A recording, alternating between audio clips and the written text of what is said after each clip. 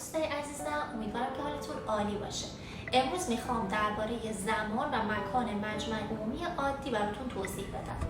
مجمع عمومی عادی باید سالی یک بار زمانی که توی اساسنامه پیش بینی شده باشه برای رسیدگی به ترازنامه، حساب سودوزیان سال مالی قبل، رسیدگی به گزارش کار مدیران یا بازرسان و در کل کارهایی که مربوط به حسابهای سال مالی هستش تشکیل میشه.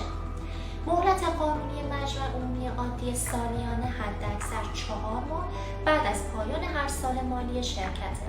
اگه توی اساسنامه پیشبینی خاصی نشده باشه، رئیس یا هیئت مدیره باید حداکثر تا 6 ماه بعد از پایان هر سال مالی مجمع عمومی عادی صاحبان سهام رو دعوت بکنه.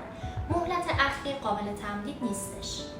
چون که مجمع عمومی عادی برای رسیدگی به ترازنامه، حساب سودوزیان سال مالی قبل و مواردی از این قبیل تشکیل میشه، تشکیلش باید بعد از جمع‌آوری مدارک باشه.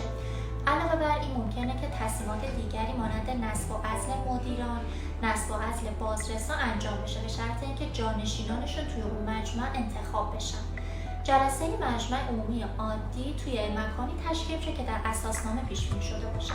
اگه توی اساسنامه پیش بینی نشده باشه، جلسه مذکور رو در هر جایی که هیئت مدیره تعیین کنه برگزار میشه.